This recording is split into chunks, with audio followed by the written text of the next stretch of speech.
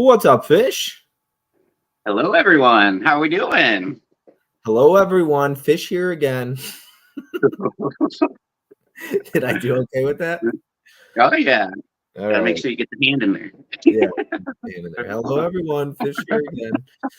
Um, all right. Well, we are here to bid on the Rambo set behind him tonight.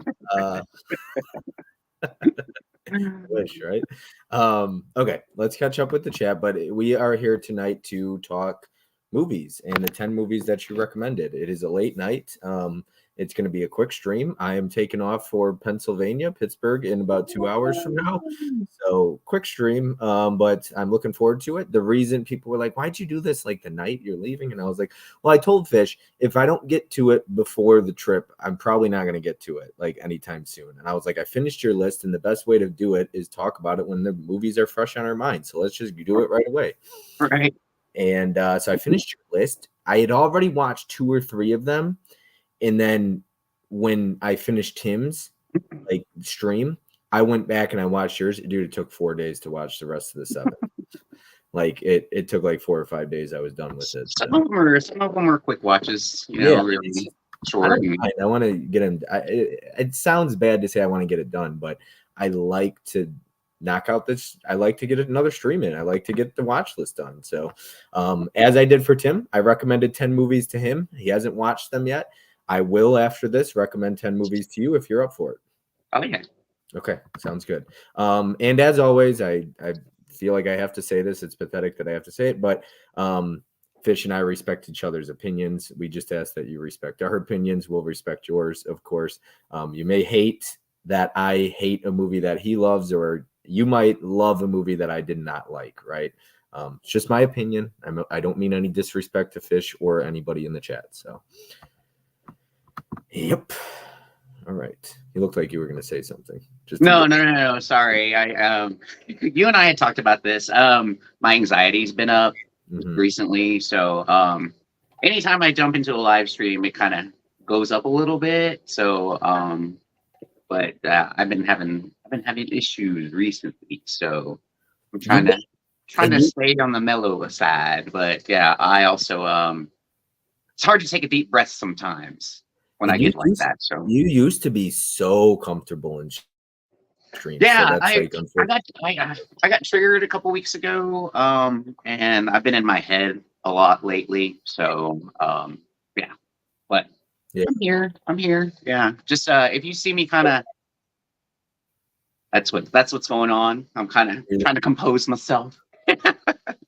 I appreciate you doing this, and I'll try to make it as comfortable as possible for you. We'll try to have fun, but yeah, just be yourself. And we've got Caveman in here saying, "Look at that screen." Oh, hey, it's Fish. Everyone, please hit the like button for those 2 cool cats. I just named there. You see what I did?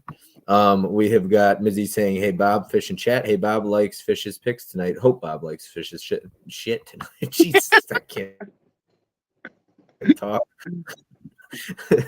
Hunt says, "Good evening." Johnny says, "What's up, cool kids?" Mizzy's in the chat. Holland saying, "Hey," back and forth. We got Tiana here. What's up, Tiana? Hey everyone. Johnny, Tiana. Chat 1399. It was another one before the stream started. Thank you so much, Tiana. I appreciate it. Really do. It means a lot. It'll come in handy before the trip. Mizzy says, "Tiana." John Doe Juggalo's here as always. Hey Bob and Fish. Gonna lurk and listen a bit tonight. Busy editing content. Awesome, man. Awesome stuff. Edit away. Who else do we got here? We got Fish saying thank you all for being here. We've got Movie Hunter here. He'll be here this weekend on the trip. We got Magic Hands. Speaking of Magic Hands, he's the one I'll be picking up in 2 hours. So be ready in 2 hours, buddy. As he said, Movie Hunter. Magic Hands, if you want me to make some turkey sandwiches before I leave, let me know in the chat. Adam says, "Hey everyone, I can do that. No bread. I could just make turkey for you if you want." Johnny says, "Hey, Movie Hunter." He's like a very strict diet. He doesn't like eat carbs, no bread. So he's very good about that stuff. All right. Heck yeah. Losing weight. So awesome to him. Bob also likes fish sticks. That's what Holland says. We got Movie Warehouse here. Movie Warehouse jumped in a chat, I think probably a couple weeks or months ago in a tournament it was. And I think it was my first time ever seeing him in the chat. And now he's been in like every chat. So I appreciate you hanging out. Movie Warehouse means a lot. We've got Corey here. Mizzy says hi. I love Corey to death. As you know, he started up a new channel recently. Very exciting stuff. We've got Wilkie here. Corey, Caveman. We've got another super chat from a dude who loves movies. What's up, everyone? Don't forget to roundhouse kick that like button for Fish and the Bob. I appreciate it. Thank you so much. We got Ellie in the chat. I adore Ellie. She is awesome. Hey, Bob and Fish. She put a list together to watch turkey sandwiches with a smiley face. Cody, hey Tiana, hey Johnny, and what's up, Cody and hey Ellie and Lepke. All right, let's go ahead and get started. So, as always, I'm going to go ahead and put a poster on the screen. I hope my list does not make his anxiety go up even more. But we're going to start with number 10. As always, I'll give my star rating. Let me just put it this way: I did not like number 10, 9, or 8. Hey, so, that's fair. That's fair. No disrespect, of course. So let's go ahead and get started with number 10 here. As always, I will give my ranking system at the end of it. Fish will give what he thought my ranking would be, and then I will give what I think Fish's will be, and then Fish will go over what his ranking actually is. So that is everything. All right, let's go ahead and get started with number 10, The Last Supper. Yeah. So, political satire. Let's just put it this way. I think I've found that political satire is not my forte. It's not my cup of tea. And it's great cameos. There's some good cameos in it. Yeah, they're great. They're guests. Yeah. Yeah, exactly. Yep. I wanted to do that a couple times to my guest. Maybe just joking. Fish is like, God, what the hell is going on with you? If anybody see that movie, they're never coming back on my channel now for that. Yeah, this is one that I hadn't seen in a really long time, and gave it a revisit. And yeah, did you like it? I don't know. I think I liked it more my first go round as opposed to my second. Like, you know, like I said, I hadn't watched it in a really long time, and when I watched it the first time, I think I just thought it's different. You know, I don't know how much you want to get into spoilers or not, but so as I referenced last time, I think we'll try and stay spoiler free for the most part. And when we do dive into some spoilers, we'll do a spoiler warning. We'll give a warning to spoilers. We'll tell them if it's going to be 2 minutes or something. We'll wave when the spoilers warning is over. How about that? So if you want to go ahead and cover spoilers, just. But yeah, no. I was just going to say that it's just a group of friends that have dinner, and oh gosh, as it goes on, they start inviting people that they really don't care for, as people. Yeah. So and then they kind of test them, their political views, and if they're right, and then they see where they fall and poison them their dinner. Yeah. Right. There's some great cameos, like Bill Paxton is the first one, I believe. Yeah. Right. And then I love the fact that Bill Paxton's a mega racist in this. He's like a huge racist. To play Bill Paxton, play that part. Jeez. And then just all the guests that they had were over for dinner, just different aspects of like you said, politically where they fall, and I don't know. I forgot to mention I gave it 1 star, so wasn't. Hey, that's fair. I He's like, that's fair. Because like I said, after rewatching it, I liked the concept when I initially watched it, but so many years ago. I watched it probably when it first came out on DVD. So, but I like the concept of just a Last Supper. I think anybody that knows me now, and there's a few movies on here that are political. I'm very I am not big into political movies at all. Like any movies, and that might bother some people. Some people love politics, love discussing politics. I'm not a political person. And I think that's why like the satire in general doesn't seem to be my thing. What? Not Bill Paxton, as he says. Yeah, he was racist in the movie. But yeah, I think satire is just not my cup of tea, really. I feel like if you look at a lot of movies I don't like, it's probably a lot of satire stuff. But also you add to that political satire, it's like definitely right.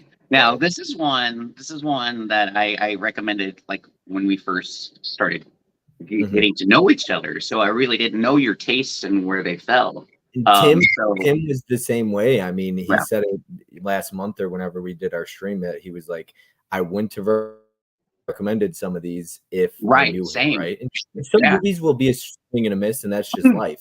Fish gave me this list a long time ago, like a while back. We have got Mrs. Caveman in here giving you a tip. Helpful hint to try for anxiety attacks. Take something cold, ice pack, bag of peas, etc., and place it on the back of your neck. It will help to lower your physical symptoms, racing heart, etc.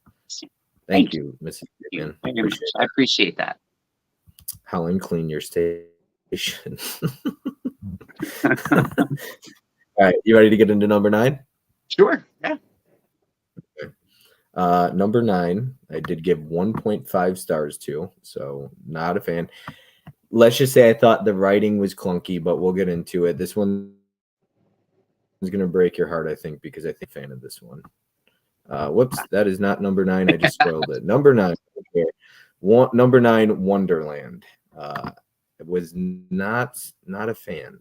Yeah, this is one that I hadn't watched in a really long time either. Another one that I hadn't watched in a long time. I actually watched it today, and it's like, okay. This is another one I probably wouldn't have recommended, but when I recommended it, I was that whole true story, John Holmes, porn star, and it's like this big murders that happened in LA back in '81. So that was my my reason for the recommendation, because I like based on true stuff, and I don't know, porn stars. And it's porn everybody with the porn count. Yep, of course. No, this one just didn't. I think the script was wonky. I think the way it's like shot and told, it just didn't work for me. I was really bored with it. It's not a super long watch. It just didn't like work for me. But I know I think we'll see where it ranks in yours, but I think I had it up there pretty high. But this one just didn't work for me necessarily, and I think it was one of the last ones I watched. Really, from the beginning, I could kind of tell the way it was like being shot and stuff. It wasn't going to work for me. Like the first 5 minutes, I was like, you could kind of get a taste of how it's going to be, and it's like it doesn't, I guess, work right away. Right. No. I totally understand that. I totally get that. Absolutely. Because after giving it a rewatch myself, I was like, camera angles, and then the filters that they use. So I totally get it. I totally understand like how like you said, how funky. Kind of. Yeah, it's like a very dirty movie. It feels like almost like you need. Very, very. Yeah, exactly. Gritty. Yeah. Movie Warehouse says there are movies for everyone. I think it was the second Rampage movie was for people who don't like politics. So, it's funny he mentions that because I've seen Rampage and Rampage 2. I haven't seen Rampage 3 yet. Mizzy recommended them. Rampage is super political, but I was kind of into it. Like he goes on a rampage and shoots up a bunch of people. But I don't know. It was like, it's such a political movie, but it's almost like, I guess like Movie Warehouse said, if you hate politics, you might enjoy it because it's kind of like, I guess, spitting in the face of everything that politics stand for. So in a way, I mean, you just have to check out the movie for yourself. But we got Tiana saying, "Oh, that's good to know, Mrs. Caveman." Yep, Mrs. Caveman says she is a mental health therapist. Awesome. Mizzy says, "Yeah, Rampage definitely does have political theme in those movies. Haven't seen Wonderland in years. Knew about the true story about it though." Yeah, so I remember mentioning that to Mizzy that I was going to check that one out. Well, I think I spoiled it briefly, but number 8 is going to be The Good Girl. So I watched this like right after the stream with Tim, and I thought I was getting one thing and I got a completely different thing. So I went into The Good Girl expecting maybe a romantic comedy or just a romantic movie or a romantic drama. That's a very dark movie. Yeah. The Good Girl is extremely dark. And it goes into very dark places. And it's very unexpected. And I hated pretty much all the characters, and maybe that's the idea, but Jennifer Aniston is a terrible character in that. See, I thought she like was. this. I like this because she was it was right in the middle of like Friends heyday, you know. So this role was something completely different than Rachel on Friends. So, Right. She tries to do the right thing at first. We're going to get into brief spoilers, or I'm going to get into minor spoilers here, so I'll give a hand wave when I'm done. But so here I go into some spoilers. I gave it 1.5 stars as well. She tries to avoid cheating at first. Right. He's like, I can't do it. I'm married. I don't want to date. I don't want to cheat on my husband. And I respected that, right? And like, but then she does. And I always say this, like, so when it comes to cheating, now I'm not in a relationship, right? But I have been in relationships. Last time I was a couple of years ago. And I always talk about how I try to avoid, people always talk about like, would you cheat if you were in this situation, right? You hear that all the time and stuff like that. And it's like, it's one thing to say you can do something, but being in the moment is a completely different thing, right? Right. And so I always tell people I avoid situations that would be tempting to. Right. Putting yourself in that. I'm not stupid. I wouldn't want to be in a room with an attractive woman alone if I was in a relationship. That's just dumb to me. Like, it, not to say I would do something. I don't believe I would, but to even be presented with that, the temptation there. Yeah. They even do it. They always say, like, don't put yourself in that situation. So, and she kind of unfortunately did, and she obviously was attracted to him. And I always say that if you're attracted to somebody and you're in a relationship, like, maybe you want to avoid being alone with them, especially if they're attracted to you too. Right. And they're the one that's coming on.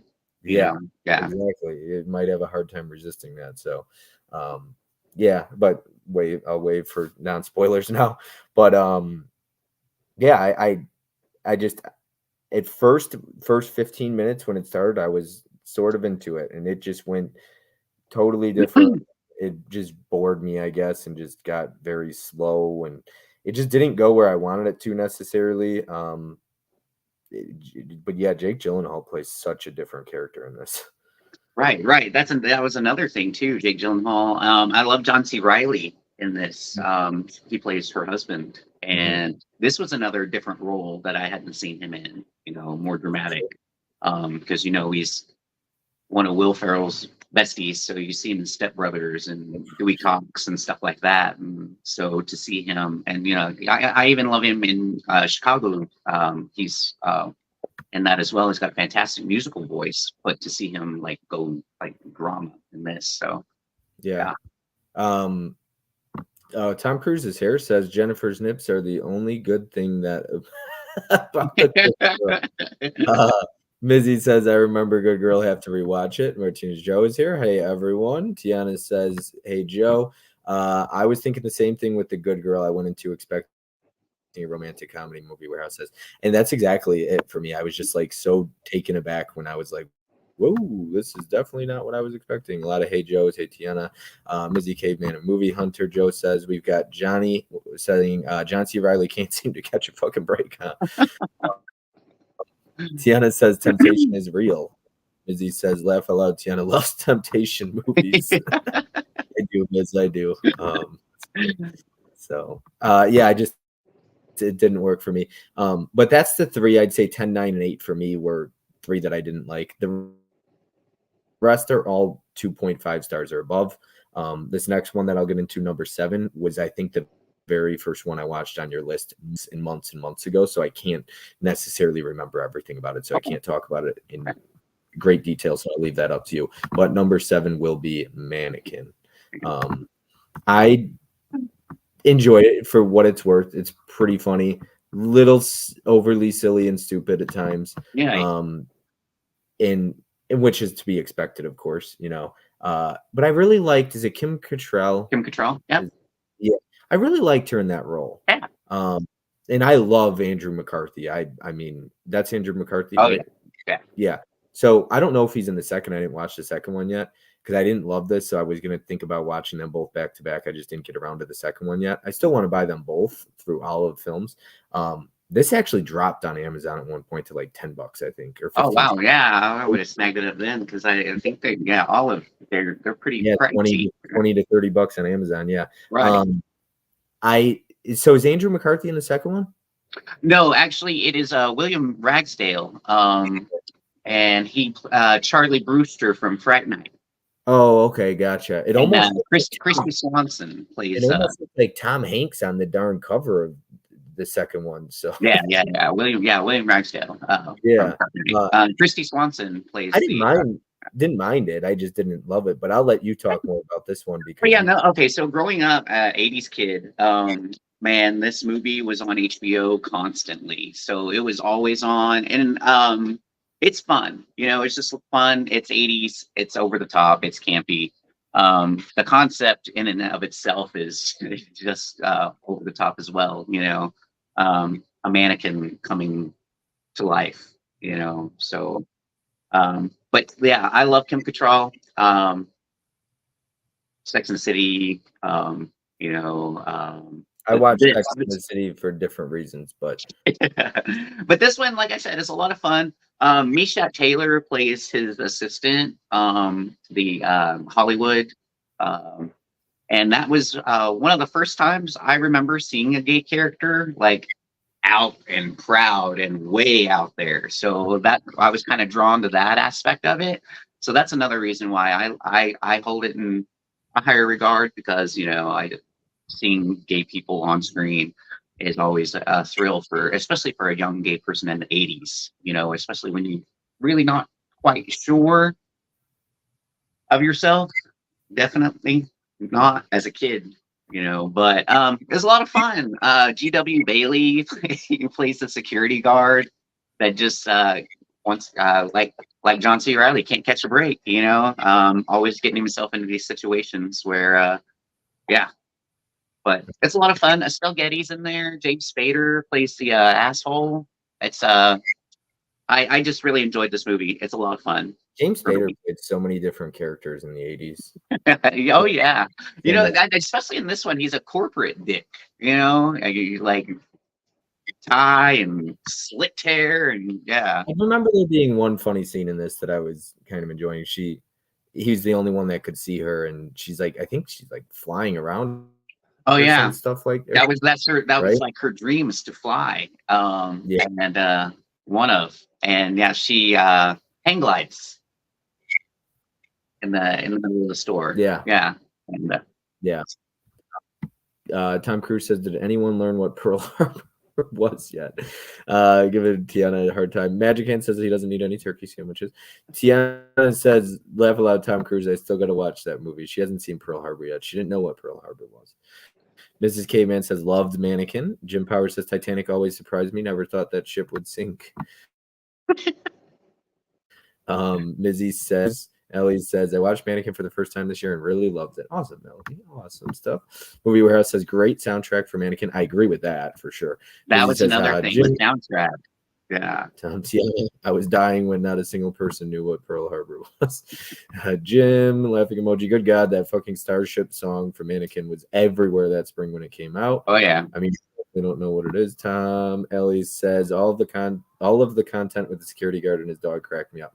Yes, agreed with that. That was probably some of the best stuff in the movie. What's Shining watching G.W. Bailey was great during the 80s. Laugh Out Loud was the prequel to Oppenheimer, lead to the start of World War II. Tom Cruise says, "Hey, Ms." Johnny says, "I think Hollywood came back for the sequel. Did they not talk about Pearl Harbor in schools in Canada, Tiana?" Ellie says, "I really like seeing Andrew McCarthy as a leading man for a change instead of a side character." Heck yeah, I love Andrew McCarthy. Absolutely, me too. I had a crush on him back in the day. So yeah, it's nice to see him. You know, because you know, in Weekend at Bernie's, he plays almost like the side character in that one, even though it's the two of them, him and Jonathan Silverman. He still is almost like the sidekick in that one.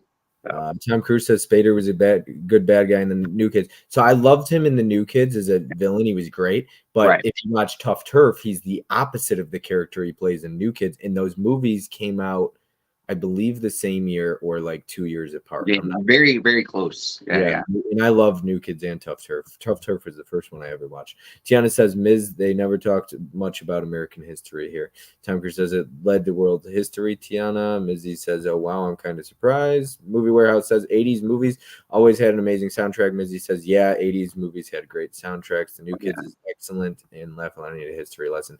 I love kids, love Tough Turf, and I love Class of 1984. So all three of those. All right, let's get into number 6. Number 6, I also gave 2.5 stars to. This one's probably going to break your heart as well because I feel like it's going to be high up on your list here. Yeah, I got it pretty high on your list. So I'll go ahead and click it. Number 6, Pleasantville. I know we did the Paul Walker stream, and that was your number 1, I believe. Yes, I believe it was. Yes, it might have been your number 1 Paul Walker movie. So Pleasantville, I liked it at the start. I felt like it drags at times, not overly drags. I thought it was pretty good. A bit confusing, but that one also dives into politics, I feel like, a little bit. Right. Very, very like the way you kind of racial issues, if you really get down to it, white or coloreds, and then the black and whites, and then the way some people turn color versus black and white and stuff like that, and right. But see, that was one of the aspects that I loved about this movie. Not the racial stuff or the political of it. It was the filmmaking of it, like how they just started sprinkling in color into the black and white of because I grew up with like watching like Donna Reed and all those old black and white TV shows from my parents and grandparents years. So I grew up watching this style of TV. Like I said, Donna Reed, the Honeymooners, and stuff like that. Make Room for Daddy, all kinds of stuff like that. Ozzie and Harriet, Leave It to Beaver kind of stuff. So I grew up watching that on the. There's elements to it that I really liked. Like you said, I did enjoy. They really do mix it, especially because there's certain scenes where some people all on the screen at once and like just hovering over the person is black and white, and then everybody else is in color, or vice versa, and stuff like that. Right. But yeah, I really liked when they get to Pleasantville, and him and Reese Witherspoon are like, we can't be here, you know what I mean? And he's trying not to change the course, the events, the history, and right. She's kind of interested in sleeping with some people, and of course that's kind of how she is at first, and but yeah, there's some great moments in this movie. It just didn't love it, didn't hate it. I would recommend this movie to most people. I think a lot more people would enjoy it more than I did. I'll put it that way.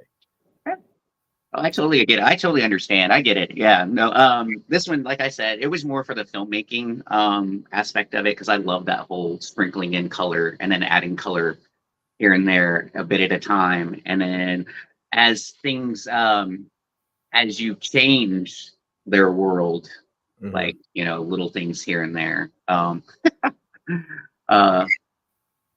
like old school 50s TV shows where they had 2 beds, and then as things start to change, and then you get the 1 bed, and then sorry, a little spoiler there, but yeah, just little things like that, messing with their world. Sure. Yeah, I just enjoyed it. And then character arcs all over the place. Like you said, when Reese Witherspoon she's very promiscuous, and she's she changes for sure. She definitely And then as the movie goes on, she starts her character grow. Yes, exactly. So. And the mother as well. Right. I really like the mother's character in particular. Oh, Joan Allen is fantastic. Love Joan Allen and anything she does, and she wonderful as the mom in this. Mm-hmm. Yeah, Jeff Daniels was great in this too. I really loved his character in this. The diner owner. Mm-hmm. Yeah. And William H. Macy. Sorry, the whole cast is great. Oh, that's fair. That's a good point. Yep.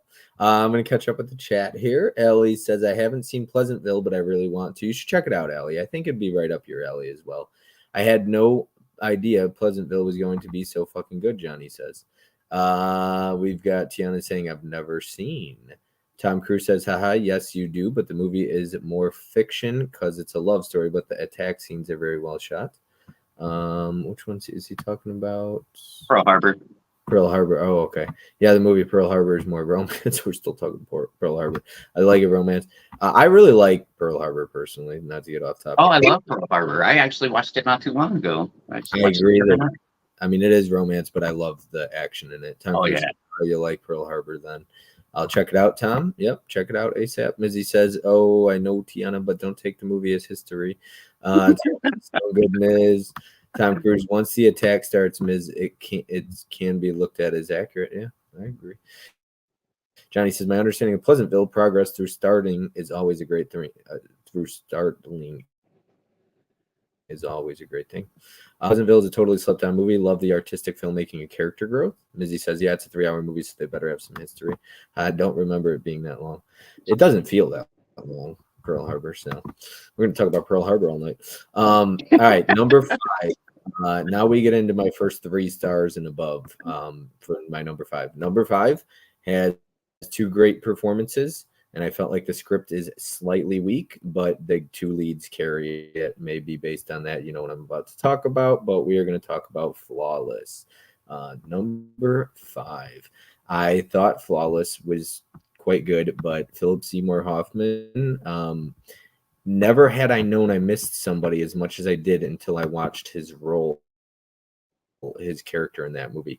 Now, you know how you got blackface and you got blackface and brownface, and you're not supposed to do that. And I know they talk about even today, you probably shouldn't have a straight man playing a transgender character. But Philip Seymour Hoffman plays the shit out of that role. So good. He's great. He's impossible not to like too. He almost slightly at times reminds me of the sass that you can have. That's where I got some of it from. I was like, oh yeah, let me embrace that because I love that. Flawless. I love it. I love that. Yeah. Him and De Niro, the remarks, how many times he called him a F word and just he can barely say it because he's got the seizure he had. Right. But it's great, and I just love their dynamic. Absolutely. But the script does feel slightly weak.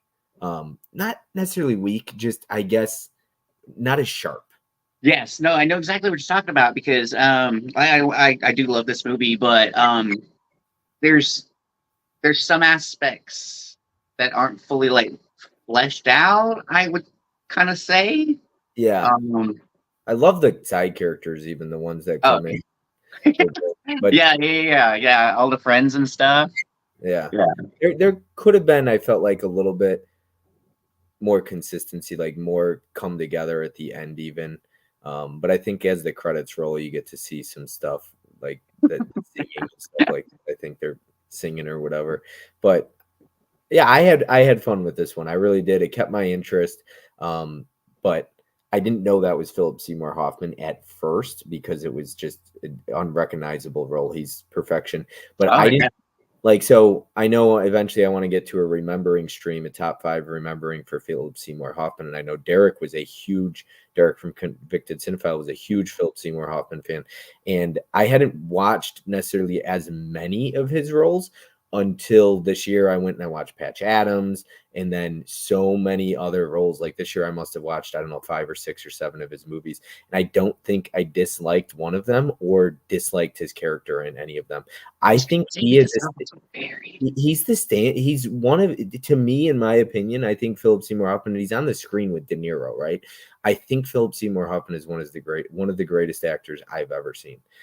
Just this year, watching so many more of his roles. Even in Along Came Polly, it's like he's like he's shooting bricks the whole time. Like busy talking about that.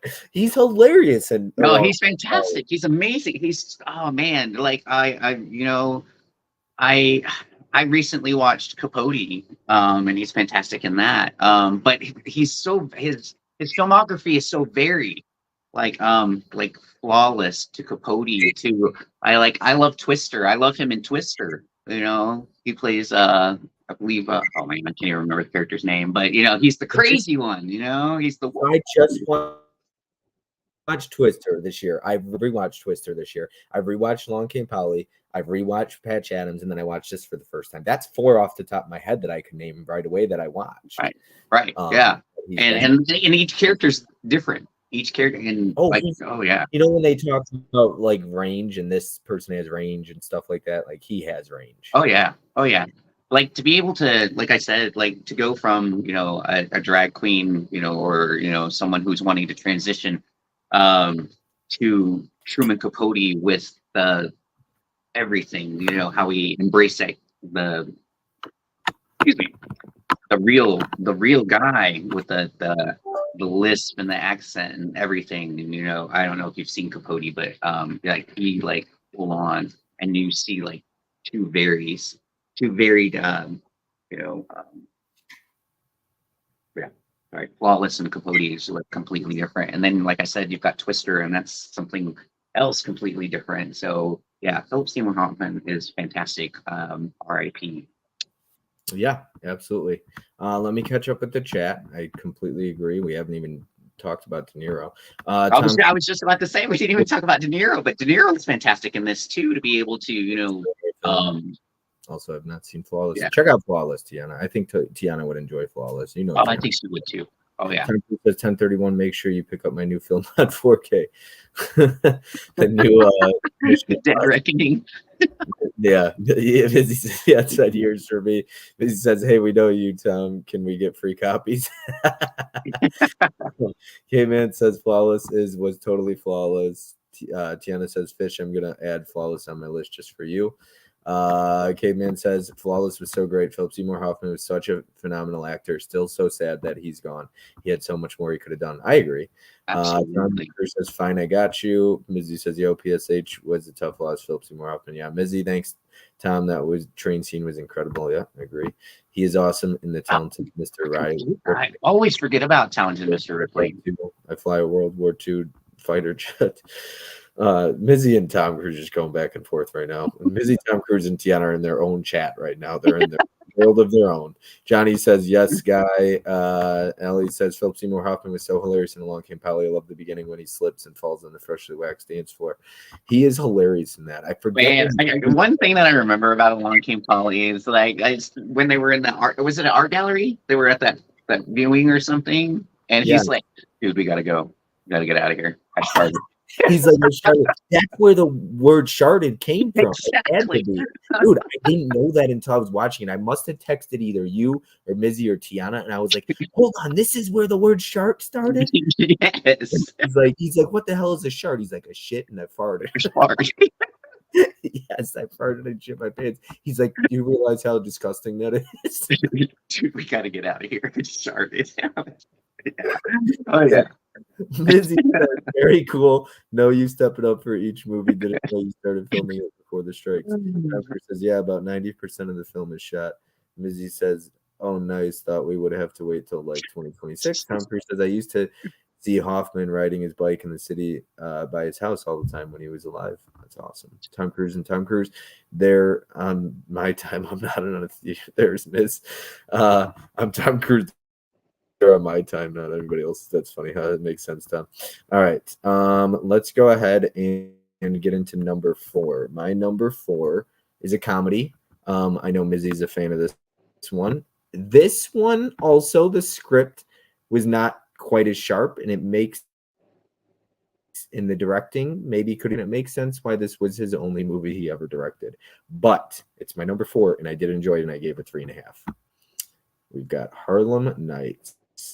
Can we talk about I don't know their names. I know Mizzy's mentioned their names before to me a couple times. Who is the old guy in it? He is next level fucking funny. Like he is so hilarious. And he didn't do movies right. Hilarious. And who was the woman in it? His Della Reese. Not his wife. Holy shit, those two are comedy gold. Man, And their I mean back and comedy. forth was so good. Fuck you, Vinny. Dude, that's what I liked about Oh this. man.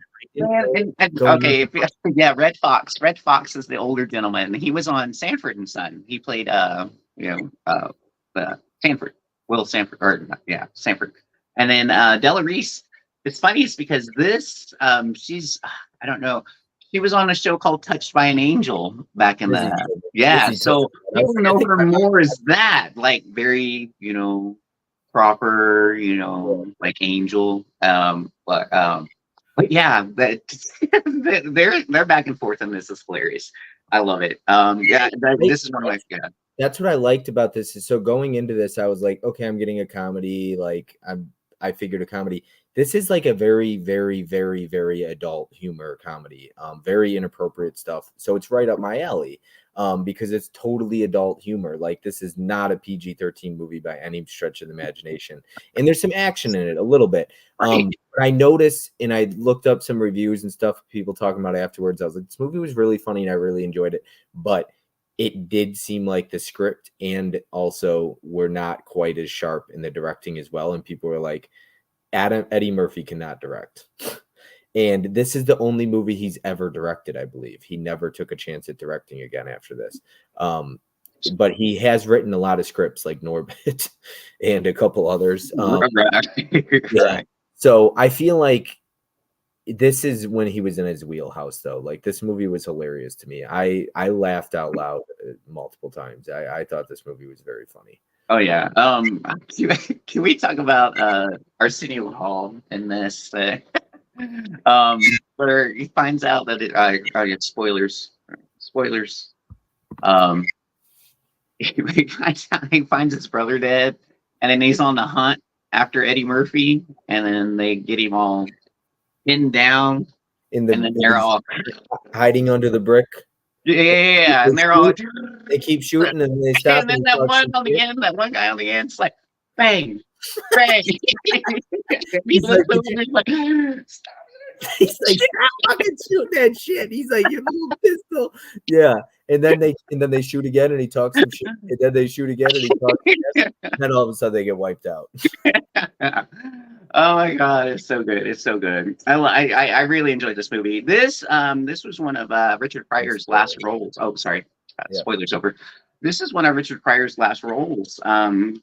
His MS, you could see it starting to come on in this movie, but this was one of his last ones before it really like fully kicked in and he couldn't, wasn't fully in control of himself. But he was still fantastic in it. I love him. Sugar Ray, Jasmine Guy from. I didn't know. No, it's my fault. I didn't know much about Richard Pryor. So my dad didn't me to like Richard Pryor as a kid. He introduced me to a lot of horror movies and raunchy comedies and stuff like that. I didn't watch a lot of I didn't see Harlem Nights is he in Boomerang? I don't know, but I didn't see a lot of there's a couple other ones that my buddy Magic Hands has recommended to me. He's a big Richard Pryor fan, and I missed a lot. I think this might have been a Richard Pryor movie, and I loved him. I loved his character. He is so cool. He's just from start to finish. I loved his character. I loved his character. He was always that kind of father figure, looking out for. But he's fucking hilarious in this. He is so funny, and it's subtle too. It's not over the top. It's just I've heard people talk about how funny he is, and I was like, it's one of those things. I haven't watched him when I was younger. People have hyped him up so much. Is he really going to be as funny now? To me, he in this, he was super funny. I laughed, and it's hard to necessarily make me laugh a lot. I'm not comedy is not my go-to. More action, horror, and drama. Drama is my my favorite genre probably as a whole. Addiction movies, things like that, bullying movies. But comedy is it takes a lot to make me laugh. I hate when I have to feel like I'm trying to laugh. There's nothing worse than watching a movie. I don't know if you or anybody in the chat knows what I'm talking about. When you are watching a movie and you are pushing a laugh out because you want to laugh. It's not even a laugh. It's more like a it's not funny enough to actually get a genuine laugh out of you. Harlem Nights got like multiple genuine laughs out of me, at least 5 or 6 or 7. Like I was laughing really hard at multiple times. There's some good ones in there. There's some really great.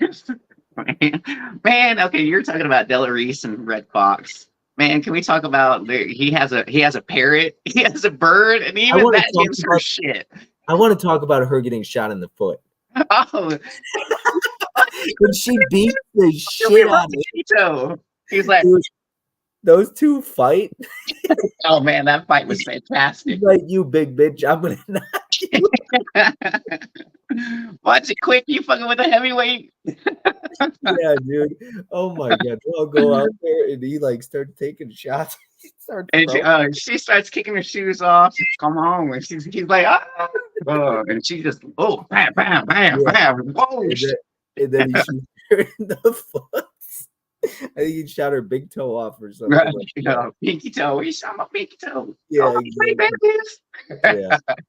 Freaking hilarious. Oh my god, so good. That shooting basketball, missing every shot, make it rain. It's exactly what it was in a long time. Make it rain. It had me cracking up. Harlem Nights is great. Mizzy says Movie Warehouse says Philip Seymour Hoffman was great in Mission Impossible 3. Villain for Mission Impossible. That's my favorite villain. Mizzy says Red Fox. Red Fox. Johnny says Mizzy says Sanford and Son's hilarious. Caveman says Along Came Polly was most disgusting scene has to be shirts versus skins when Ben Stiller's face plants into a sweaty chest. Yep. Yeah. Well, I love that though. Tom Cruise says Red Fox is a good porn name. It is. Martinez Joe says Red Fox was so funny in Harlem Nights. He was hilarious. Mizzy says, haha, right, Caveman, all that sweat. What's Johnny watching says, love me some Harlem Nights. Can you imagine what the gag reels would have been? Oh man, I can't. I can only. Richard Pryor is a genius as well, as he says. Red Fox was definitely never PG as stand up anyway. Johnny says you want to hit people with garbage cans. That's hilarious. Yes. K-Man says you need to see old comedy. I want to watch Harlem Nights right now. That fight between those two so bad. I'll Hear No Evil with Gene Wilder. Funny. That's another one that I missed out on. See No Evil, Hear No Evil. Others. There's a couple others. Silver Street. Watching. Pryor was supposed to be the lead in Blazing Saddles, but scheduling conflicts became an issue. Johnny says, Bob, need to check out JoJo Dancer. Your Life is Calling. Now that's one I haven't seen, but that's one that was. I remember seeing it like on HBO, but I never actually watched it. But I do need to. Stir Crazy is the other one, yeah. But I do want to check out JoJo Dancer. Like a chicken or something on the cover art of it, I think, on the poster. Yeah, they're in chicken suits or something. Yeah. Yeah. Man says that Richard Pryor, Gene Wilder must has to be Stir Crazy. See, Stir Crazy and See No Evil, Hear No Evil are two that Magic Hands recommended to me. That's it right there. Okay. Yeah. Part of the reason, Tom. Ken is here. He says, "What's up, fellas? What's up, Ken?" Mizzy E says Saddles couldn't be made today. That's what I hear a lot. Tiana says, "Hey, Ken." Mizzy says, "Hey, Ken." A lot of Ken love. Tom Cruise says, "How White Chicks couldn't be made today, Miss." White Chicks is one of my favorites, though. I can't stop. I don't know. Okay, but what about them in the car singing when? That's one of the best scenes. No one's around. Yeah. Yeah, but I love it when he's like, "Are you telling me you're not?" Yes, I'm sorry, not a woman. Black or white. Oh, yes, I love when they're dancing too. Like you can just, oh my gosh. My god, Terry Crews. White chicks. I absolutely love White Chicks. I love when he like the smell of the panties. He's like, "Whose panties do you think you were smelling?" K-Man says, "When I was a kid, I had Richard Pryor's Love album memorized." Nice. Tom Cruise, the world is full of pus. He says. Mizzy, he says or that might be another word that he's using, but Mizzy says agreed. That's why comedies suck nowadays. Ellie, when he's playing basketball with that sweaty, hairy guy and he slaps him on the back and says, "I'm just messing with you, Sasquatch." Tom Cruise says, "Yup, comedy has been dead for over a decade." I honestly pretty much agree with that. There's not a whole lot that it makes me like laugh out loud anymore. I don't. And a lot of these like Netflix comedies, like I just can't even laugh like once in them. Like it is, there's just not a lot of good comedies. That's why I love when you saw like the one with Jennifer Lawrence that came out. Like I love rated R like comedies. Oh, No Hard Feelings. Yeah, I haven't watched that yet, but I worked it, so I've seen like little I don't want bits to and wrestle too. pieces Like while I I was at mean, work, but I was saying I don't want to wrestle too much. I don't want to talk about too much, but like she wrestles nude a bunch of underage kids in the movie. Like you don't see that anymore. Like you know what I mean? You just don't get. yeah. No, absolutely. That's exactly it. No, yeah. See, whenever they do something and they like, and and they do it well, from what I hear, it is a pretty good fun movie. So I'm really excited to check it out because I mean, like I said, I've Tom seen Cruise hated bits it. and pieces. He said it was terrible. There's a really good scene with like the piano, and I really enjoyed that scene too. But I don't want to spoil too much. But I believe we're on to number 3. So my number 3. Yes. Okay. I want to talk about the ending of this. So we're going to dive into some spoilers on this one. You might be surprised that this is number 3. I haven't heard you say, "Oh no," like Tim. No, okay, because some but of these, like I said, like I wouldn't have recommended some of these, and then some of them, like after rewatching, I probably wouldn't have recommended them. So, yeah. so I'm When completely and totally fine with how you're ranking everything because, like, once again, when I respect your opinion and everybody's different. Something that when I gave Tim the movie watch list, like how he was like, "Oh my God, you're breaking my heart." He's like. James Dean, you're tearing us apart. You're tearing me apart. yeah. You say one thing, you see and then it all comes back around. Yeah. Yeah. So I was like, Tim, I told Tim that's gonna be me because I gave him a couple movies that are in like my top 15 favorites of all time. I was like, if you hate this one that I gave you, he's like, I already know which one it is. He's like, you've talked about it a billion times. But I was like, you will break my heart. I was like, I live on the 8th floor. I will jump off the balcony if you talk trash about the movie. I was like, I will be on watch. All right, maybe I shouldn't make those jokes. Sorry. All right, number 3. Moving on. So let's talk about riding in cars with boys. So we talked about this on the Drew Barrymore stream. You know what, you son of, or not Drew Barrymore, Brittany Murphy. You son of a gun! This movie didn't even make your top 5 on the Brittany Murphy I stream. know, and you know what? Now that I look back and think on it, I'm like, man. I was like, because Brittany was more of a side, but she was always still there with her. But yeah, to me, this was more like Drew Barrymore's. But my daughter's a whore. My daughter's a whore. My daughter's a whore. That's great on the side of the street. That's hilarious. Let's do a little role play and let's see. I love that. I loved it. It was so good. My daughter's a whore. I can't do her accent, but tramp. That was great. Oh my God. Yes, so, I really, now that I look back on it, I wish it had been a little higher, but once again, Brittany was more of a side character through this movie, but you recommended this to me, and Caprice has recommended, it was a Robin Williams one. It was, what's the one where he's like, they all stand on the desk at the end of the movie. My God, why am I? Oh, Dead Poets Society. My Captain. Yeah, what is that? Dead Poets Society. So she recommended that to me, and that didn't make her top 5 Robin Williams. I was like, you and Fish have now recommended movies to me. It wasn't even on your top 5 of that actor. I was like, but yeah, so I was giving Caprice a hard time about that. She's like, I know it breaks my heart to not put it in the top 5. See, that's what I'm saying. It's like, now that I look back on it, Brittany was fantastic in that movie, and I should have put it on. It should have at least made my 5. It should have at least been 5. But yes, I really enjoyed this. Riding Cars with Boys, story about a mother and a son, navigating life. Steve Zahn was fantastic in this movie. A lot of people don't talk about Steve Zahn, but he was wonderful in this movie. We're going to talk about the son. So the son feels like a burden ultimately, right? So it's been a while. I watched this for the Brittany Murphy stream. So keep in mind that was back. Right. It's been a while. Yeah. So I wanted to rewatch the ending because the ending hits really hard on the deck or on the dock. They're talking, I believe it is. Right. So I'm going to get into spoilers here. Just a heads up. I'll wave when I'm done talking about spoilers. Definitely going to get into some heavy spoilers here because I'm going to talk. So here goes the spoilers. So the scene with her son, you have to remind me how that goes down. But the end, he's like, I'm sorry I was such a burden on you, or something like that, right? He's like, I'm sorry that and I remember that scene hit me so hard because like I don't want to say I've had those moments, right? But like as a son, that mother-son, I always talk about how much I love father-son relationships in movies. This is a very heavy mother-son relationship in a movie. Right.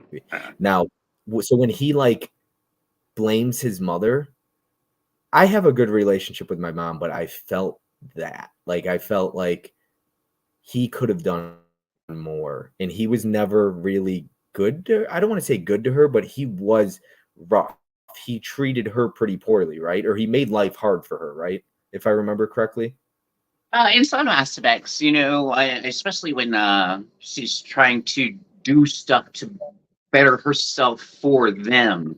When he's a little older, he's like, I don't know, 7 or 8 or 9 or 10 or somewhere around there. And God, He's selfish, and he was pretty selfish early on. He was kind of selfish, and I get that as a young boy, but like young single mom, and but that scene where she's like, "I love you. You were never a burden," but she tries to explain like, I had dreams of my own, and I can't remember if this is how it goes down, but she's essentially, in so many words, I believe, is basically saying, I put my entire life on hold for you. Like, and I never once blamed you for it. Like, I loved you and I cared for you, and everything I did was for you. And I kind of get goosebumps talking about it right now. That's the gist of how that conversation went down, right? Because he's kind of yelling at her, and he's like, I want to go off. I'm ready to like start my own life and my life. Right. Yeah. And she does, and but yeah, and I think that's kind of the gist of how the conversation went down, right? Yes. Yeah. So he's basically telling her, it's been a while since I rewatched it for the stream too. But once again, it's been a while since I've seen it too. I feel like he was saying it's my turn to start to go off and do my own thing now, and he's like, I'm leaving, and it's like, how are you going to blame your mom because she never got a chance to even do that? You know what I mean? Like, you can't blame her. I remember watching the movie, I was like, she's not the greatest mother. I was sort of sitting there judgmental at times. And then by the end, I was like, all right, you're an asshole, Bob. Like, you know what I mean? Like, and I got put in my place kind of thing, where she finally spoke up and was like, it's almost like she's speaking to me, like, shut up. Like, you're sitting there judging me, but you know what I mean? Like, you don't know what it was like for me. Right. Well, yeah. Well, and then when they're on the dock, they had just seen, like, he hadn't seen his father in like, I don't know how many years. That's what it was. His father, yes, his father, exactly. Yeah. His father, and he was. And Steve Zahn was telling him, I can't remember. Damn it. Ellie might have to hook us up with what he was basically, kind of basically telling him, like, don't take this out on her. It's kind of like I wasn't the best father, and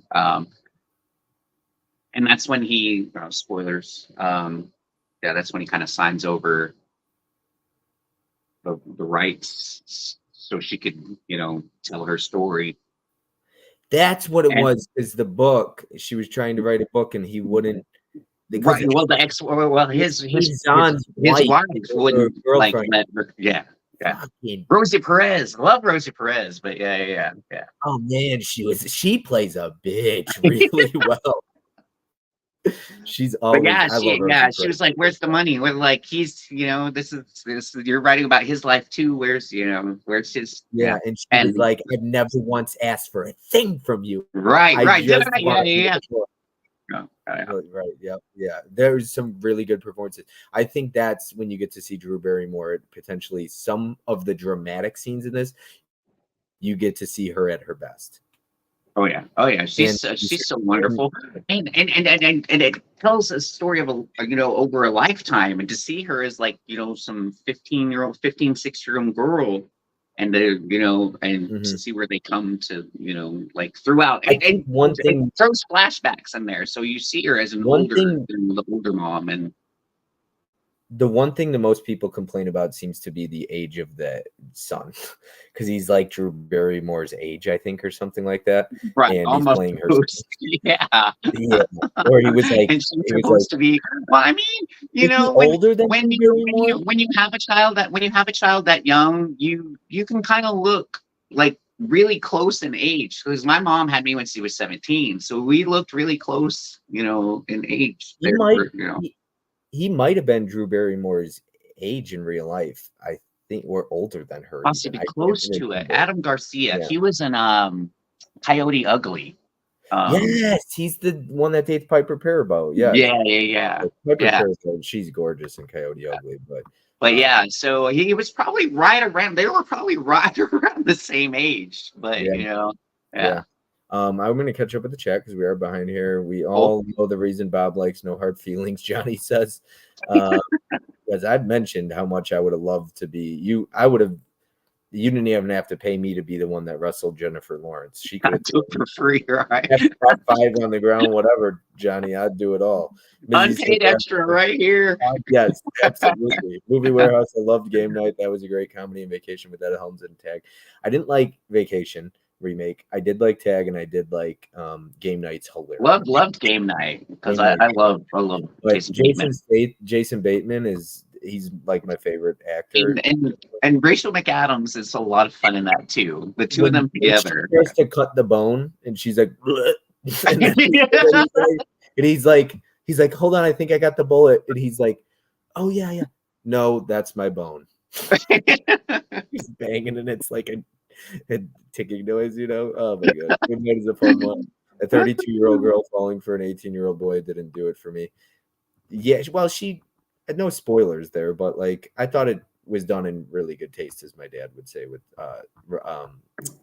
the No Hard Feelings. It doesn't go where you think it would, because I think that whole line is kind of nasty. But okay. Ellie says, love riding in cars with boys. Riding in cars with boys is so good. Been a long time since I've seen Riding in Cars with Boys. I lost my spot. Oh my goodness. Mizzy says, have the DVD of Riding in Cars with Boys, got to rewatch it. Mizzy says, same Johnny, laugh hello Johnny. Drew Barrymore and Steve Zahn are two of my favorites, Ellie says. Awesome. Right. Caveman says, this movie hits so close to home to me in many ways, but I wasn't the selfish one. It felt like a burden. I'm so glad Caveman said that. I think that is what it wasn't. That's what, in a way, and my mom never made me feel like I was a burden. Sometimes I wasn't a burden. I don't want to say that, but sometimes you feel that way. You feel lost, right? You feel like you don't matter to your mom or something like that. Or, you might not be the kid that is the most loved. And that could be insecurity or, whatever it might be as well, Of course. And, Tiana says this movie sounds very sad. Well, we just named the sad parts. Right. There's a lot of great comedy in there too. There's a lot of fun in that movie. Over the dramatic elements. There's a lot of like, your mother, my daughter's a whore. Like, that's the funny. Oh my god. Okay, so I don't want to say too much because Tiana's in there and I want her to watch it and I know she'd love it. But when she finds out she's pregnant, and then there's that whole stair scene. You know what I'm talking about? I can't even remember. Okay, anyway, explain it. I might. Okay. But yeah. I have to.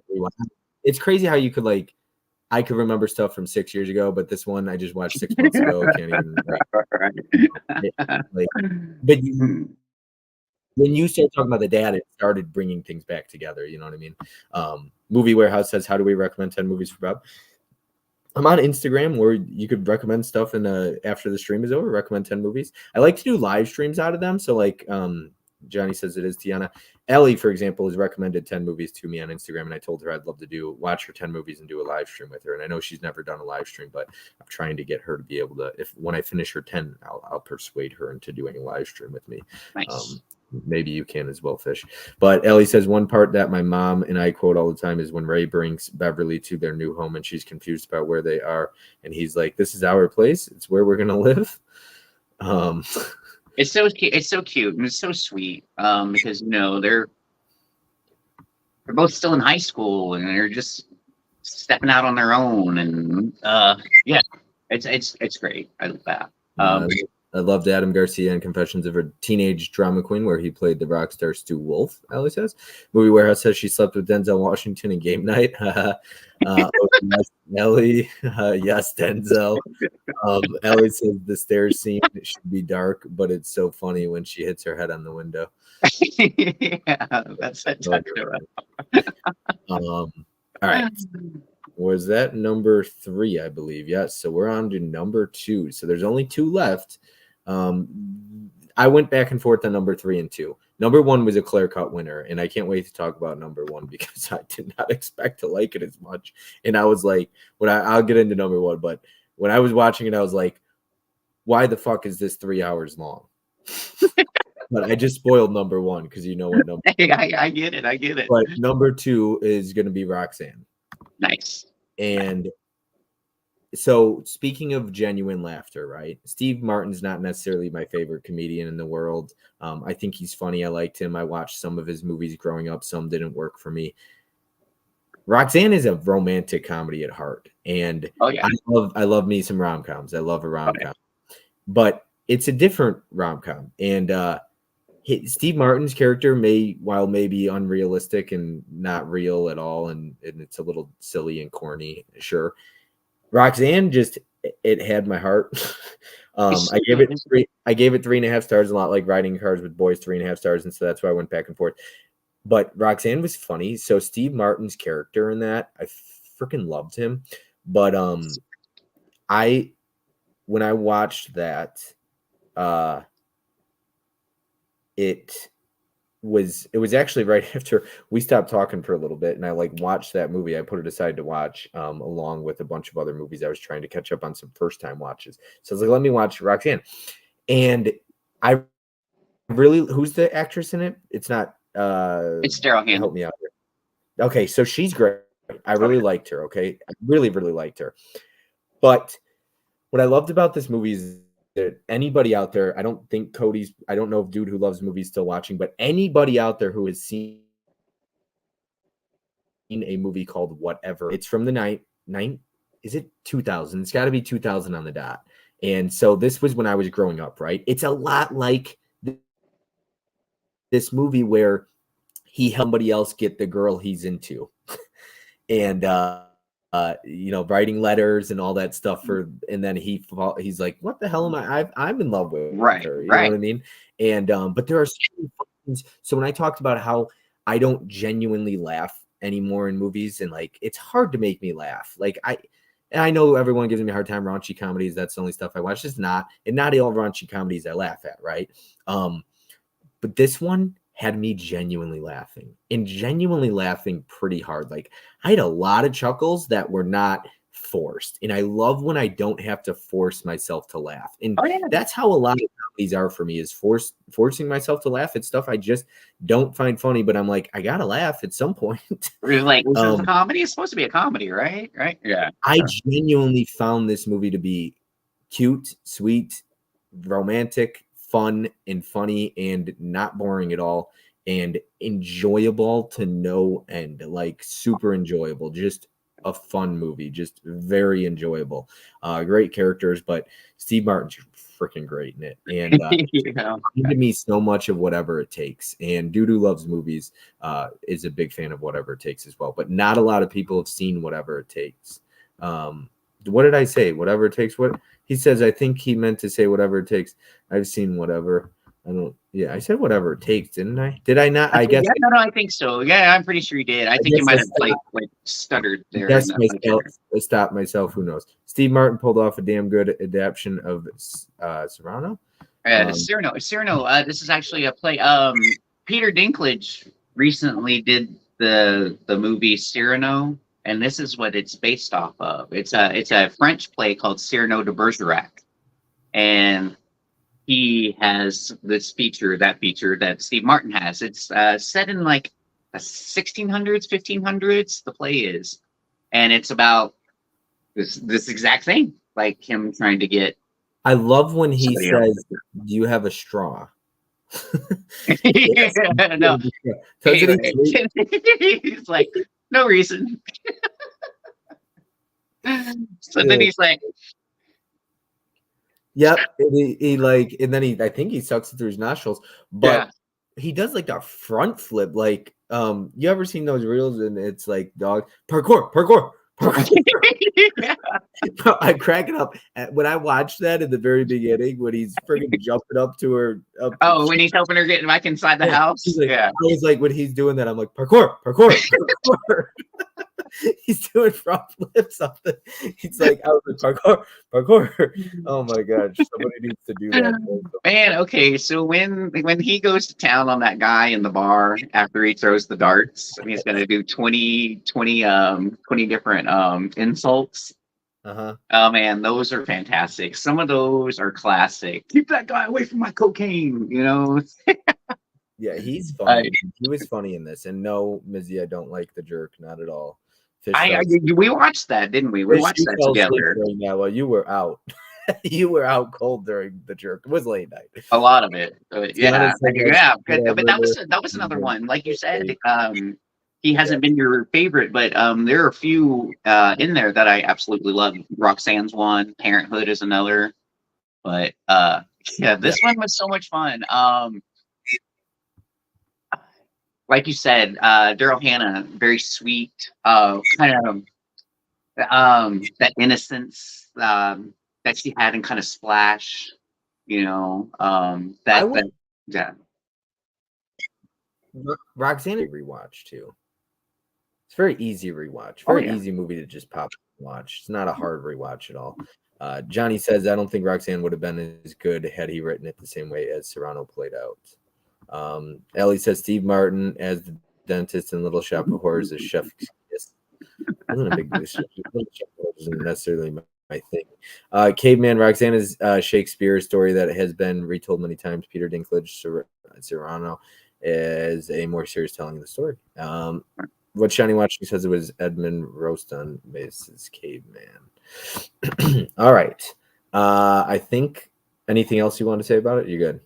No. I'm glad that you enjoyed it. I actually love that you enjoyed this one as much as you did, because this is another one that was always on HBO, so it was constantly running in the 80s, so it was always on. So it was big fan of this one. Like I said, easy watch. I had the Mill Creek title, super easy to just pop on. But number one, 2 hours 49 minutes or something like that. Right. Actually, I just rewatched this one today before the stream. Yeah. Bro, so I popped it on, right? First 30 minutes is super slow. We're going to get into it. I like to build suspense to people who don't know what it is. I popped it on about a half hour in. I paused it to go make a sandwich, right? I'm always making sandwiches. And so made turkey sandwich, popped on the I sat down and I was like, hold on. 2 hours 49 minutes. You see the time on it, yeah. I was like, Fish, what the fuck? It's like 3 a.m, okay? Because I'm trying to get this movie in, right? I got to get up in the morning. It's 2 a.m. I popped this on, right? Thinking I'm watching an hour and a half movie. I don't sleep much to begin with. I got like no provolone cheese, Holland Oats, turkey and provolone cheese. And chips. I got no sleep that night because I decided to watch this and I didn't know it was almost 3 hours long. So here we go. We're going to talk about it. One of my favorites is Cheaper by the Dozen, but number one on my list because I just enjoyed. I wasn't bored though. The first half hour is slow to build, but we have got The Towering Inferno as my number one. I bet you didn't see that coming. We'll see. I did not see that coming. Actually, I did not. That blows my mind. I'm surprised, and I'm like I said, I just rewatched this today, right before the stream. 76, maybe 1976. I love Fish. I loved Paul Newman and Steve McQueen in this. Yeah. And there is a scene where this movie's so well made, especially for 1976. Okay, it is suspenseful. Once you get past the first 30 minutes of building, the Right. plot and the story, Characters, and yes, yeah. which is very slow and quite boring, I may say. But teach his own. The last 2 hours of this, 2 hours 15 minutes, is not boring at all in the slightest. Fun. It holds suspense. It actually like they're not afraid to kill off people. But there's a scene with the elevator and it falls. And he gets on there, Steve McQueen, Yeah. and he's holding the guy with his hands Yeah. 10,000 feet in the air. 5,000, you know, 100, who knows how many feet in the air, and he's holding him. And then at some points only by one hand, you know, and he's kind of flailing around there, and I'm like, dude, what are you doing? I'm watching this and I was like, hold on, hold on to him.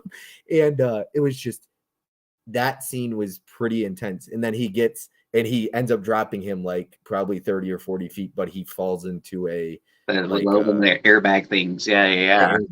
Yes, and then he gets up, you know, afterwards, and they shake hands or whatever. But I was like, holy crap! Like, I enjoyed the heck out of this movie. Nice. I really did. I was highly entertained. The last hour, by the end of it, I was like, I didn't feel its runtime. The first half hour, I felt every bit of its runtime. Right.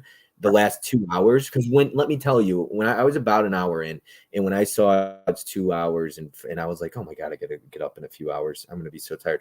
I was like, why did I do this? I should have looked at the runtime. I'm an idiot. And it just flew by though. I wasn't bored. I didn't find myself looking at my watch or clicking, a half hour left. Like, I was like, I kind of don't want it to end. I'm having a fun time. Like, it's like, I enjoy Skyscraper with The Rock. Like, everybody hates it. What it is. I guess it's not a remake, but it kind of is like a remake. I honestly probably enjoyed this more. 1976, but like, I think I was asking my dad about it. I always enjoy talking about older movies, but like Steve McQueen, like, I haven't watched a ton of his stuff, but like Paul Newman was awesome in this movie. Steve McQueen was awesome. Like, there's a shit ton of characters, and okay, so this is like they would do these every now and again, do like these big, like, bring all these actors in, like so many actors, like Faye Dunaway, Paul Newman, Steve McQueen. There's so many others in there that were like older actors that you probably really wouldn't know, like William Holden or, you know, stuff like that. But yeah, like a star-studded all-star cast, like Richard Chamberlain, like different things. Robert Wagner has a little part in this as well, but yes, they would do these every now and again, like Airport 75 or, you know, Towering Inferno. They would have like these big, like, extravaganza and have these Earthquake, and yeah, have all these big names come in. And this isn't necessarily a disaster movie, is it? I mean, I look at stuff like this though, and I'm like you said, Earthquake and a couple others from the 70s, Poseidon Adventure, it feels like one of those.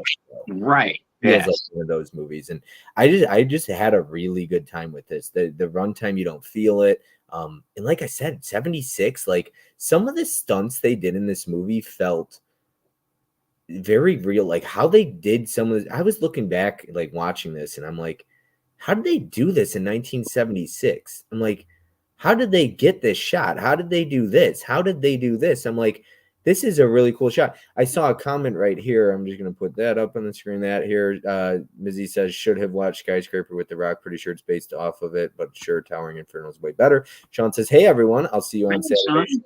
What is up, Sean? We've got great movie. Holds up well to this day. Love Towering Inferno. I would love to see a remake with the visual effects they can do these days, like they did with Poseidon, and no, Skyscraper does not count.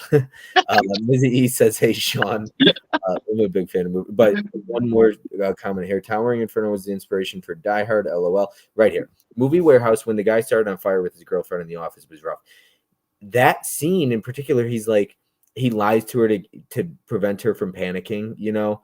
And so he goes out there and he puts like a jacket over him. But yes, in that shot though, because we get the shot from outside of the room and we see him burning, and like it is messed up, and she's got to watch, and he just catches fire, and as he's catching fire, it's like he's not going to get through this building, like he's not going to get through this room.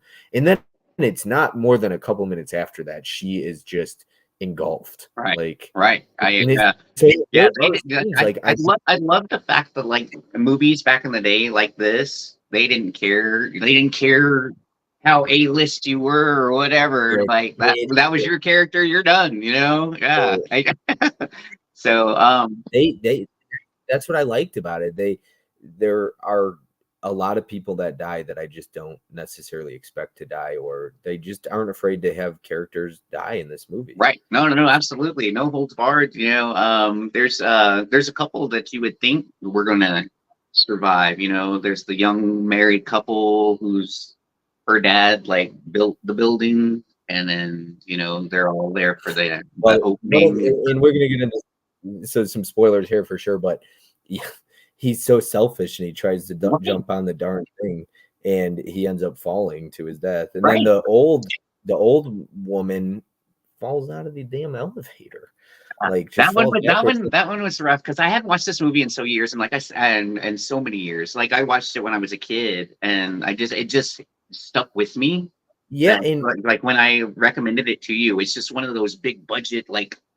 Because at the end of the movie, he's like, "Is she okay?" And the guy's got to tell him like, "She didn't make it. I'm sorry." Like, yeah, she fell 10,000 feet or whatever. Right. Oh my god! And when you saw her fall out. Dude, like, they don't cut away. They show her falling, and like, and then you see her coming down the building. Like, yeah, it's messed up the way. Like, it's so. This movie was so well done. I gave it 4 stars. So you and Tim both, like, my number one were 4 stars. I really, really enjoyed this movie, man. Awesome. I'm glad you really enjoyed this one because I was kind of, because it was an older movie, I was kind of iffy with you gave me the list of 10 and I wanted to go back and rewatch some of them. And this was one of them. And when you had this on there, I was like, oh, wow, I don't think he's going to like this. I mean, it's an older movie. It's a longer movie. It's a slow burn. Covering Inferno, you know. So I mean, but it does have the action in there, and it does. So yeah. But yeah, I like you said, it keeps you because it does build because you know, fires breaking out here, there, windows are busting out up at the top, at the bottom. Helicopters trying to come in, and you got all this. Yeah, people are trying to, you know. Oh, don't even get me started. And the 2 women running. I was livid watching this movie. Some of the things that said were disrespectful towards women. I'm not gonna lie. But I'm gonna get into spoilers. When those 2 fucking idiots, those 2 clowns, ran up and tried to go, what were they thinking? Gonna jump on the helicopter? All they had to do was let the helicopter land. These 2 bimbos, unbelievable. Just I was like. I was pissed watching this. I was like, "Are you fucking kidding me?" Oh yeah, no. Okay, so that but that's what happens. You know, panic sets in, and you're not thinking straight, and you're like, ah. But yeah, I held those 2 bimbos. But yes, oh my gosh, I was watching that. I was like, you have got to be shitting me. They just got the. I mean, we dove into some spoilers for sure, but there's so much to cover in this movie, so there are minor spoilers. But at least you don't know how big or significant. I do apologize for minor spoilers, but yeah, they get the helicopter pilot killed themselves. I was like, are you fucking serious, man? What were they thinking? Right, yeah. It's just, but yes, I love the actual the effects of this movie because, like you said, 76. They're all practical. They use a lot of miniatures. I'm sure they use a lot of matte paintings and stuff. They go from building to building. I'm like, how do you do this in 1976? Like, right. And these shots they have to be getting shots from a helicopter, I would assume, because I don't know. Oh, yeah, I would think so. Back definitely. then. So, like, these shots that they're getting in this movie, I'm telling you, are incredible. Like, Towering Inferno is so well done. It is such a well-made movie. If you like the remake of Poseidon, or if you even like Poseidon Adventure, or you like Skyscraper, this is probably better than all of those. Maybe not Poseidon Adventure. Well, it's better than Poseidon Adventure. This is probably one of my favorites out of all those. I haven't seen Earthquake yet, but like really enjoyed this one. Really enjoyed the heck out of this. I got to check out Earthquake. I know Sue didn't like Earthquake. I think she watched it for Disaster Month, and she didn't like it, I don't think. But I have the I gotta check out that. Of airport movies, I think I have Airport. There's like a movie called Airport, I believe. Or There's something Airport, I think 75 and 77 or something. There's a couple of them. But yeah, there's a couple Airport. Swarm is another. I don't have Swarm. I got to check out Swarm. Movie Warehouse is building up a list of 10 movies to recommend now. Put Swarm on there. What's Johnny watching? Says Fred Astaire got an Oscar nomination for this too. I believe you probably know how to pronounce this. Yeah, Bob, can't wait for Saturday, Sean. Awesome. Caveman says other great classic big cast movies has to be It's a Mad World and Big Bus. Big Bus is a Kino Lorber title, I believe. I think Okay. Safe travels, Robert. Thank you, Holland. I appreciate it. Mrs. Caveman says no respect for women. Welcome to the 70s eras of movies. Okay. If Mrs. Caveman watched what those two women did, she would understand my very not a fan of what the two women did in that scene. Hey, I hear you. Like you said, all they had to do was wait. All you had to do was wait, you know? I get it. The 70s. Yes, I understand. I wasn't trying to be disrespectful, of course. It's just those two fucking women in that scene. Like anybody would be pissed off watching. Bonehead. I don't care if it was two men. It could have been two gay men, and I'd still call them boneheads. Yeah, fucking it could have been two men, and I would have fucking shouted the same. Movie Warehouse says the building they used as the base for the movie was actually not very tall at all. It was an actual building. See, like how they do that though is impressive. It's a lot like Fall, where they're not standing on a skyscraper that big and stuff, or whatever. Would you say that like they were only like 40 feet above the ground, like really, in like when they were filming, but like the way they shot it makes it look like. Yeah, so Fall is done really well too because it's a lot of CGI and it's a lot of green screen, but the way it's shot wouldn't have you. Yes, some people complained about some of the shots, and how else are you going to make that much better than they did though? Because you can't really do that. I mean, you could do it, but I mean, a lot of green screen and a lot of CGI to do something like that, and you still in one scene. So I thought Fall was done really well, but yeah, Towering Inferno was great, and that's awesome that Movie Warehouse shared that. Ever seen? So that's a Scream Factory title. It's got a snake on the front. I have not seen that. I have it though, Mrs. Caveman. Caveman Movies and More says with a fire and skyscraper in Richard Martin Stern's novel The Tower, the fictional 125-story building was set next to the North Tower of the World Trade Center. Both novels were inspired by the construction of the World Trade Center in the early 1970s and what could happen. Ooh. John Doe Juggalo says, finally got done with the edit just in time to tell you, fella, I had a good time tonight. Great stream. Thank you, John Doe. Appreciate it. So you got to hang out while you edited. Well, that is the 10. Now I'd like to hear what your I thought this would be like an hour-long stream. I told Tim, I was like, check out the replay because he was in bed. He's like, 10 p.m. Eastern. What the hell? I was like, yeah, I just had no. So I told him to check out the replay. It'll be an hour long. Lord knows when you and I get talking. I know. Yeah, especially closer. Oh man, we could have gone on for more than the time that we did. I wanted to say to anybody watching, Fish recommended movies before this, but when I decided to do a live stream out of it, everything I had watched beforehand, I told Fish to take off. So I sent him the list that he sent me, like 24 movies. I said, I already watched these ones. Why don't you make a list of 10? And so he did, and these were the 10 he gave me. So I'd already watched Closer. If Closer was on here, Fish, that's a 5-star movie for me, one of my favorites. Oh yeah, I know. Same. Fish has recommended others that I really liked, like that one, and I can't think of others off the top of my head, but there's a lot of other ones that you've recommended just weren't on this top 10 stream here. So Closer is another. So like Fish has recommended other good ones. It wasn't just these 3 at the bottom that I was like, no, go. He's recommended some that I gave freaking 5 stars to. So that I thought was like a masterpiece, honestly. Some of the best writing you'll ever watch in Closer. So, and Holland Oates is a fan of Closer because he watched it as well. Yes.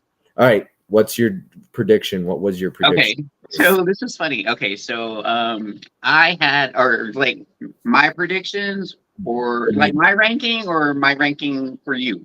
Your ranking for me. What you thought? Okay, so I thought your number 10 would be Last Supper. Okay, so I was right on that. Nice. So with that being said, I probably wouldn't have recommended this to you had like I'd known your taste a little more, but this was like when we first started chit-chatting and getting to know each other and stuff. And like here we are a year later, and I probably wouldn't have recommended that to do. But yeah, Last Supper, I put that as number 10. Number 9, I had Wonderland. Okay, so that was my number 9. Yeah. So and like I said, after rewatching it today, I was like, wow. Yeah, I probably wouldn't have recommended this one either. But I mean, it is what it is. For sure. But yeah, like I said, I hadn't watched this movie in so long either myself. If you say 8, The Good Girl, I'm going to accuse you of cheating. No, actually, number 8, which is funny because I didn't think that you would love it so much. I had number 8 is Towering Inferno. That's fair. Yeah, I because of the length, and it was a slower burn movie, but it does have like great aspects in it. I just didn't know how you would take it as being like an older movie like that. So, but yeah, I had Towering Inferno was number 8. Number 7, I had The Good Girl. So I was kind of right in there. Number 6, I had Harlem Nights. So that was a little higher on your list. Yeah, a little bit. But I had that there. I had Riding in Cars with Boys as number 5. So you were probably happy I enjoyed that a little bit more. No, I definitely, absolutely. Number 4, I had Mannequin. I don't know why. I kind of thought you would enjoy this one. It's like how over the top and fun and campy it was, but yeah, I get why. 80s, yeah. So so number 3. Oh, hold on. Number 3. Number 5. Oh, sorry. Wait, 5, 4, 3. What was your number 5? I think 5 was Mannequin. You just said. Oh, sorry. 5 was Riding in Cars with Boys. Oh, okay, gotcha. 4 was Mannequin, and I accidentally put 2 on 2 of these, so I'm gonna have to split this. Okay, so I'll go number 3, Pleasantville. Okay. I don't know because I thought you would have enjoyed the filmmaking aspect of it, the black and white and the color thrown in there, and then just the little comedy with, I don't know. I think I enjoyed this more because, like I said, I grew up watching those kind of TV shows, so those are really nostalgic for me. And then to have a little modern twist thrown in there on it. But then 2, Roxanne. And then which is awesome. I love that you love that movie because I love that movie too. It's one of my favorites. Like even some of the side characters, all the firemen that are in there, they're wonderful. So and then for some reason I don't know why I figured Flawless would be number 1 because of the performances by De Niro and Hoffman. Like okay. There at the top. But yeah. That's fair. No, that's fair. That's absolutely fair. Movie Warehouse asked me to share my Instagram here, so I'm going to put it in here. It's just Bob's_Blu-rays. So that is my Instagram. Yeah, that should be it. Okay. All right. That's fair. Now, I rushed this, unfortunately, and I would like to necessarily update it because I have OCD and I like to be accurate. But this is my ranking for you, my prediction. Okay. Number 10, Harlem Nights. Which is probably not correct at all. Number 9, Towering Inferno. Number 8, Roxanne. Number 7, The Good Girl. 6, The Last Supper. 5, Wonderland. 4, Pleasantville. 3, Flawless. 2, Mannequin. And I figure your number 1 might be Riding in Cars with Boys. I am probably freaking way off on this. Oh, you're good. I mean, some of these I actually lined up with you on. Okay. So kind of similar. Last Supper was 10 for me. Wow. Oh, okay. I had Last Supper pretty 6 for you. Okay. That was after the rewatch. So yeah, I kind of felt the same way that you did. Like great performances, great cameos, but once again the story wasn't kind of like for you, the political aspects of it and everything. Me, I wasn't. I don't know. Anyways, yeah. but yeah, number 10, Last Supper. Number 9 was Wonderland for me as well. So that was another watch that I watched today. And once again, like you said, it was kind of clunky, and the way it was shot, yeah, kind of choppy, and then the filters they used, yeah. So it was 9. 8 I had for me was Good Girl. Okay. Because a lot of these others that are higher up have more nostalgia aspects for me, so we lined up 10, 9, and 8. Yeah. About that. Okay. All right. I didn't feel bad then. That's why I didn't hear you go, oh no. Exactly. Yeah. Exactly. So that's why I was like, yeah, no, we're kind of right there when it comes to these. Yeah. This one actually, 7, I had Towering Inferno lower down. Okay. But the reason was, like I said, I have more nostalgia for, I watched the others more. Well, you said you enjoyed it.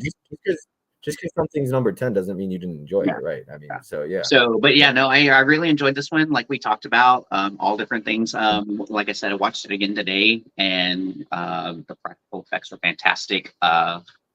Characters were amazing because you had a little sprinkle of everybody in there. You had heroes, and you had, assholes, and you had women and children, and it's all up in the air of who's going to live or die. So number 6, I had Riding Cars with Boys. I was way off on for that. me. Okay. Yeah.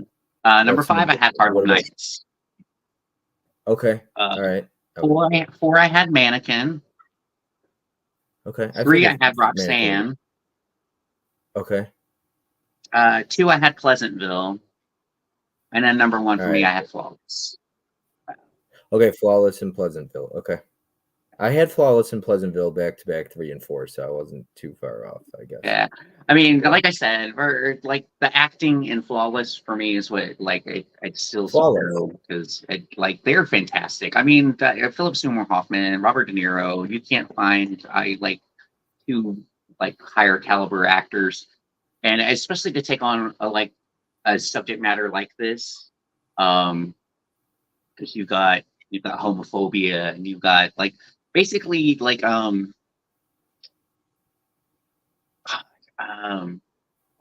prejudging, people before you actually get to know them, kind of thing. And then once you get to know them, I could become your best friend, when it's all said and done. And I one of my favorite lines in that is Philip Seymour Hoffman, when he's outside and he's crawling along the fire escape and stuff, and he's like, Grace Kelly, Rear Window. It's yeah, I'm like, oh my god, yes, come on. I got that one too, because I like Rear Window. I love, yeah. Don't get me started on Grace Kelly. So Grace Kelly. I just found that so funny, because he's like, get it together, come on, Grace Kelly, Rear Window. Yes, but I don't want to keep you too long, and I gotta get over. Yeah, you got to get too. I don't want to keep you either, but yeah, I'm glad that a lot of these were eye to eye on, and then some of them kind of all jumbled in the middle, and then So I love this. I love this. I love that. I love the fact that you enjoyed. I love recommending movies. I love getting recommendations, but it didn't take me that long. Once I started to work on Tim's, I sent him over 16, and he had seen like 5 or 6 of them. So I was like, okay, I got this perfect. You know what I mean? He had seen 7, so I had 9, and I only had to add 1. The only one that, well, I don't want to spoil it. I was going to mention the name of one of the ones that he added me, and he was like, what the fuck is this? And based on the title, and I was like, don't worry about it, just watch the movie. I was like, you'll like it, I swear. I hope. That's the only one I could see him not liking, but we'll see. That's what's so much fun, keeping it a secret. You don't have Letterboxd, so you don't know what I was rating. Tiana gave me a watch list, and I'm like, damn it, Tiana. I'm like, you have Letterboxd, you're gonna see when I rate these movies. You're gonna see. I was gonna say, you're very organized and stuff. I can see you pulling up a spreadsheet and putting all these down in that, so you don't have to put it in your Letterboxd. So you can do a stream later. Yeah, that's true too. I could do something like that. Yeah, exactly, and then log it later on. Right. So what I did with Tiana is for a couple, I logged that I watched the movie, and I would do what you said. That's a good idea. And then that way I could go back and edit it. So I don't have the date off. I still have the date correctly on there. I could just punch in the rating later on. Right. Yeah, absolutely. So Tiana could say, oh, we watched it, but she doesn't know my thoughts on it. Right. Because Exactly. Tiana's Exactly. one Letterboxd. Ellie has Letterboxd, and a couple other people have Letterboxd that gave me watch lists. And I'm like, okay, I can't write that because otherwise they're gonna be like, well, I know they can cheat. They'll know the ranking. Yeah, exactly. So I'm gonna have to do that for sure. I'm gonna have to. Yeah, I would think you would. Yeah, like go ahead and like pull you up a little page and yeah. Yeah. But yeah, no, I'm glad we did this. I'm really excited about what you're recommend to me because you actually have recommended some movies to me that I actually have watched. Still Alice is like up there for me because Still Alice, first yeah, I love sure. Julianne Moore, but you actually made me like and tolerate Kristen Stewart. So that's a feat in its own. So. Still Alice is an example of the fact that Kristen Stewart can act. Right, exactly. But if you get talking about Still Alice, you're gonna have me getting emotional and choked up because that movie is so good. I actually might watch it. I mean, I just got that Criterion or the Columbia Classics. The Sony box set. Yep, exactly. Yeah. Yeah, Still Alice is a good one. But I love this, and I love that I get to recommend 10 to you, and I might work on that this weekend. And and there's no rush. So like I don't have a rule where it says I have to get to Tim's or I'll do Tim's stream before I do Fish's. If you watched yours by the end of next week, we could do a stream. You know what I mean? Like so there's no have you seen Kristen Stewart in the in the movie Speak Fish? So good. I have not.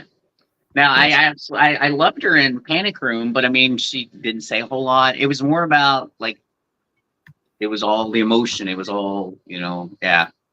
I think Kristen Stewart and Robert Pattinson are good examples of not so much Taylor Lautner. I don't think he ever became a great actor, but Robert Pattinson and Kristen Stewart, even Anna Kendrick, are examples of like, I didn't mind Twilight, right? I don't hate Twilight, especially the original. However, I get it that like it's not their best performance. It's pretty bad acting for Kristen Stewart. Right. Maybe she's not the best Bella, or I think that's the character's name.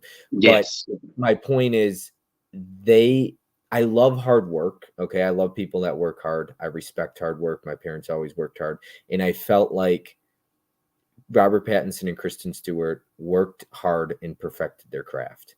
And they became great actors. You can't say Robert Pattinson's not a good actor. Oh, no, you can't say Kristen Stewart. You could speak all the crap you want, anybody out there about Kristen Stewart, but she can act. And she acted her ass off in Still Alice, and she did in Spencer as well. And Anna Kendrick's a good actress too. And fantastic, great singing voice, lady. She does. But that's the thing is like I read the books. So I read the books before going into watching the movies on Twilight. So I was a little more biased because I had a love for the characters already. And I had in my mind what they would be and how they would be. And then you see it come along on film. And no, it's not the greatest acting. But a lot of that has to do with the director too, script. I mean, I know they're coming off a book, but you do an adaptation, and then you're telling your actors, all right, this is what you need to convey. But that's why I love so much of watching actors grow and some don't become better, some don't get other roles, but like you look at, I'm a big Dylan O'Brien fan, for example, and I'm pretty sure Ellie and Tiana are big Dylan O'Brien fans. And he's great. Like he was in Teen Wolf, and not many of the actors in Teen Wolf became big or went on to do anything. Dylan O'Brien has been super successful, and it's Teen Wolf that made him. And I respect Dylan O'Brien because he's not somebody who craps on where he started, like Jennifer Aniston or George Clooney, like how they first started Leprechaun. B horror movies, I don't It wasn't in that. I didn't know. Don't associate. That was a mistake. It's like, wait, that was my twin. Yeah. Dylan O'Brien always respects Teen Wolf, and he credits Teen Wolf as the opportunity they had. You know what I mean? And you know what I love is the fact that a lot of people don't know that he's actually in The Patriot with Mel Gibson. He's one of his sons. He's the kid, yes. Yeah, exactly. Yep. Yeah. To see him, and I love The Patriot. I watch it every 4th of July. So to see him go from, a child actor, and it's hard to go from actually a child actor to progress into an actual adult actor and be able to sustain it. So it's awesome that he's been able to do that, Yep. So I love Dylan O'Brien as well. Dylan O'Brien also, it doesn't help that he's easy. It helps that he's also very easy on the eyes. Oh yeah. That always helps, I wouldn't be single if I looked like Dylan O'Brien. Or maybe Josh Hartnett or something like that. But I'm naming all the fishes crushes from the night. Yeah, you are. Letterboxd as well. I follow Bob and don't know if Fish has one. Fish does not have Letterboxd. I've started one, but I've actually not ever rated anything. So I have a profile. Good time is great, Ellie. As he says, Ellie says, Speak is based on a book as well, Fish. I highly recommend it. I actually met the author many years ago, and she signed my copy. Nice. She says, going now to erase my 10 picks for Letterboxd. It says, laugh out loud, Johnny. And Dylan O'Brien has a lot of charisma. I think the first movie I saw him in was The Maze Runner. All right. Ellie, if you are up for it, I want to do a live stream with you when I watch your 10 movies. But I think the very next person I'm going to do, if I announce it right now, then it'll hold me accountable to watching his movies. Adam put together a list for me. Adam, the movie. Yeah. So he redid it. So he put together a movie with Holland can appreciate this, or Mizzy, or you. Anybody who knows Adam and has seen him on these tournaments knows the shit he watches, right? Like Devil Dick 1260, right. Part 18. Kill the fridge, devil zombie baby shit in the toilet. Condom killer. Condom killer, yeah. So Adam he recommended some weird movies. Like one of them was Saint Bernard, and he's like, it's like you're on acid watching. And so I said, I'm going to be doing a live stream. I'm going to do this live now. Do you want to edit any of these movies? And he's like, yes. He's like, I do not want to recommend. He's like, I would recommend these to you without anybody else knowing. He's like, so let me put together a real list for you. So he put together a list, and it ended up with like 5 Tom Cruise movies on there. and or like 4 Tom Cruise movies. So yes, Adam did redo his list. So you will not see zombies shitting in a toilet, baby eats fish and whatever. Porno Holocaust. Yeah, you were not going to see those. He did not put weird shit. Put some Clint Eastwood titles on there. So he actually tried with the list. So I think I'm going to go ahead and do his list next. That's awesome. That's awesome. I'm excited to see what he picked for you. And yeah. I'm excited what you got them so far. I'm excited what you got coming my way. Oh, for sure. And I think I was telling Mizzy, I was like, every damn LGBT movie he's already. You can't dig deep into my bag of tricks for Fish. I was like, what? Well, you never know. You never know. I haven't seen them all. You've seen Jeffrey, and you've seen Tu Wong Fu. Yep. So can't recommend any of those. I'm like, I don't know. I'll dig deep, but I like like it. It's fun. So, Adam gonna pull out toilet shit, baby. Exactly. Busy says 10 movies will be fun. I like these watch list live streams. Appreciate it, man. Yeah, no, they are fun. They absolutely. Appreciate you guys watching. Ellie, you've been here since the beginning. Mizzy's been here. Johnny's been here. John Doe Juggalo, appreciate you watching while you were editing. Tiana's been here. Appreciate the super chats and everything. I agree. John Doe Juggalo, they're fun. And John Doe Juggalo gave me a list. Jeff, you still have to add 2. He gave me a list of 10. I'd seen 2 of them. Okay. He's like, let me finish it. He still hasn't finished it. So, Jeff, I'm calling you out now. Finish your list. Put 2 more on there. He gave me 8. Mizzy has given me a list. Mizzy, you got a lot of lists. I know you do. Oh, I know, and that's why it's like because you love recommendations. So I tell people, please be patient. I'll get to them. I work a lot. I don't sleep a lot as it is. And then when Fish recommends Towering Inferno, I don't sleep that night. So that's because I won't pause the movie. I got to finish it. Like I'm not going to pause it and watch it the next day. I'll finish it. Like when I watched Tower Inferno back in the day, I didn't realize, you don't realize that it's almost 3 hours, And then when I put it on today, I was like, holy shit, that's 2.5. That's 2:45. What the hell? We're almost 2 hours into this stream. Great stream. I was like, damn. Okay, let me start this now.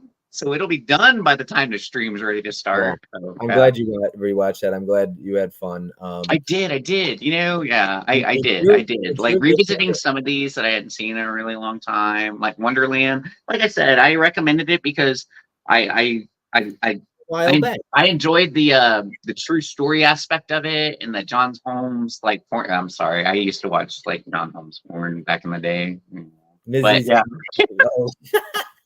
Mizzy's comment here. Can't wait for our 10 recommendation stream in 2025, Bob. It does take me a bit, but I do want to let anybody know I have my ways of finding a movie. So, like, if there's a movie you recommend, I will find a way to watch it. It does not matter what it is or what. If it's not on a streaming service, don't matter. I will watch it. I will find a way. Like finds a way. Yes, laugh out loud, Miz. So yeah, Adam, I'm gonna do next for sure. I'll finish his list, and if you recommend movies, I'll try to get to them at some point. I don't know when the live streams will happen. I always like to schedule them right afterwards. But yeah, it's a lot of fun. Fresh on your mind, yeah. And this is really fun. Like the only work I have to put into this is putting the posters and then number 10, 9, 8, 7, stuff like that. And that's not like overly a ton of work. It's pretty simple. It's 20 minutes of work, 30 minutes of work. So it's nice not having to like do anything for this. Build clips and yeah. Yes, not wait on anything or anything like that. It's so nice to just be able to watch the movies, enjoy it. And I really like a lot of these movies that people recommend sometimes, like Ellie and Mizzy. Some of them I've never even heard it. And some of them I've wanted to see. So when it comes on the list, I'm like, oh, freaking perfect. So that's fantastic. That's what I love about this. You're like, man, okay, so now it gives me a reason to watch it, as opposed to, I've wanted to watch this, but never did, Yeah. Exactly. Well, if Magic Hands is still watching, I do apologize. I will be there. I gotta. He's on his way. Something right He's now. on his way, Mike. Yeah, and I'll get over there. But yeah, it was a lot of fun. Appreciate you joining. Appreciate you coming on. Yeah, absolutely. Thank you for having me. I'm glad we did this. Yeah. Oh, all right. Video Gizmo just popped in. What's up, Gizmo? Just finished work. Now he recommended 10 to me. Dear God, I wonder what 10 movies I was watching that stream the other night that Uncle Tony and Caveman were on, and wow. Yeah, and Pop's movie. Yeah, and Brian, the whole crew. Yeah, I'm stream Bob and Fish. See you in 36 hours or so, Bob. Can't wait. Yep, absolutely. Yeah. Hey, Gizmo. Appreciate you popping in, Gizmo. Yeah, absolutely. Had a blast doing this. It's nice.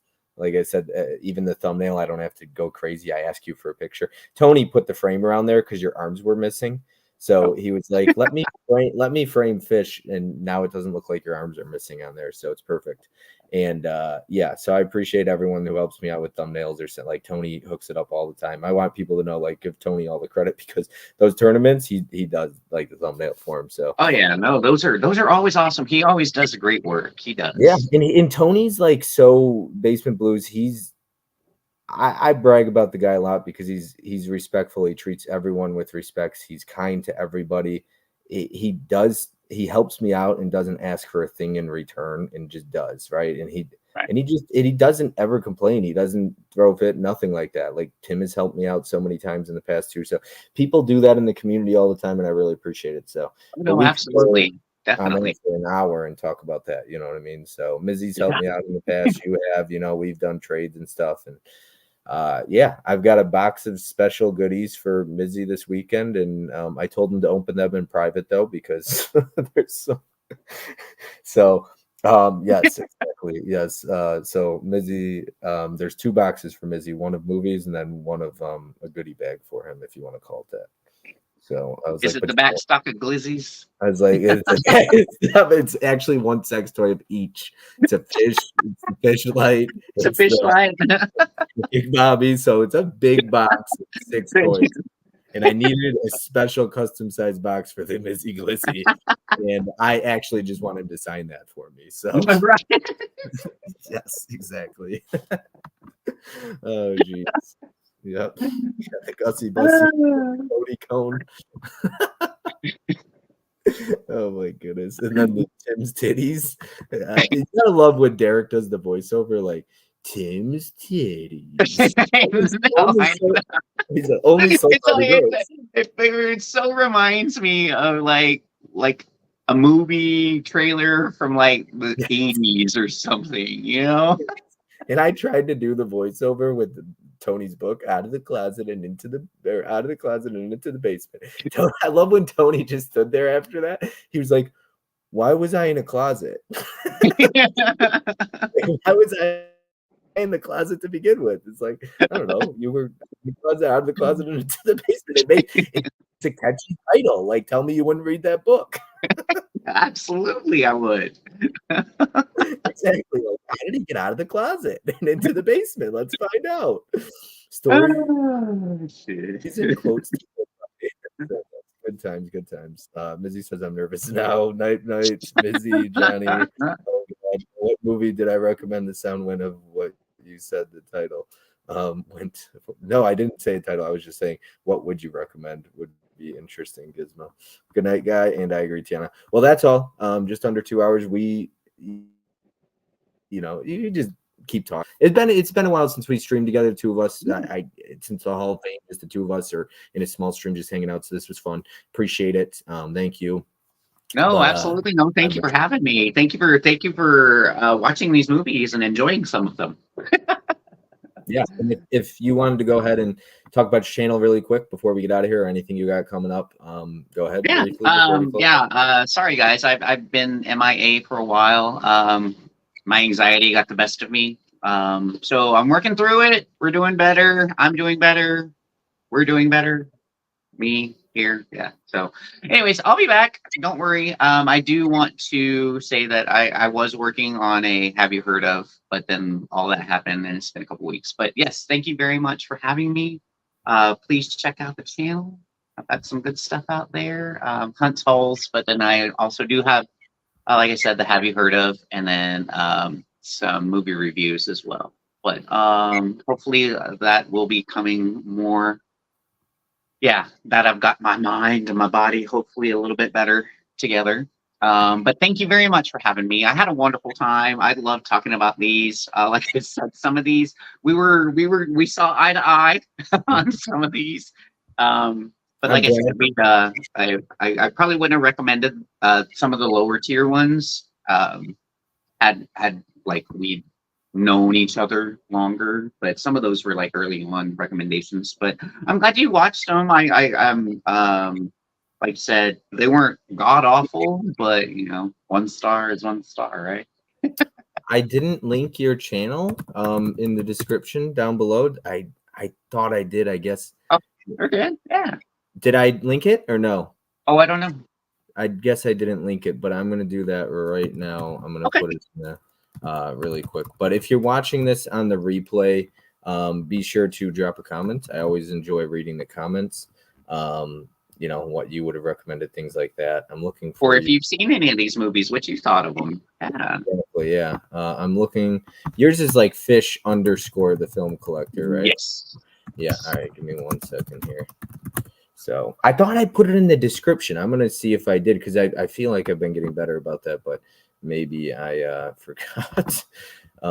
So I do apologize. But here I'm gonna put it. It's there, Bob. Okay, it's in the description. Okay, Fiona says there. Okay. So if you SJ Miola, if you go in the description of the video, the live stream, you can find his link in there.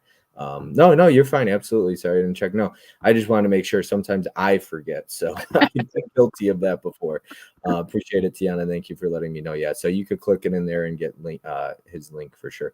Alcohol and drugs normally help for angst. I promise. I did it every day for 15 years. Not something I recommend, but it still works. It says so. All right. Well, Thank you so much, and I will catch you in another live stream eventually down the road. But Adam, if you're watching this on replay, you're next, buddy. Coming for See you, everyone. Adam.